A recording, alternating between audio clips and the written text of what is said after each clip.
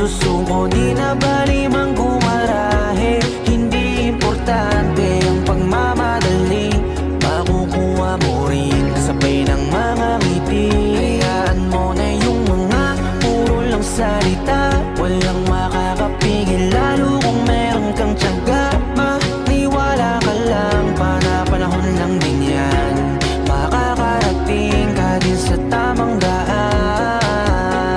Samahan mo palagi ng dasal, huwag mo dapat kalimutang madalas magpasalamat. Dahil lahat naman ng ito ay siya din naging dahilan sa bawat araw na ikay nahihirapan. Gusto niya lang na ipaalam na imposible ang pwede na mangyari. Huwag kang matakot paiwanan, di naman to paligsahan para lang may patunayan, di na bali. Ang mahalaga, dapat maging masaya, lalong mahalin ang ginagawa mo.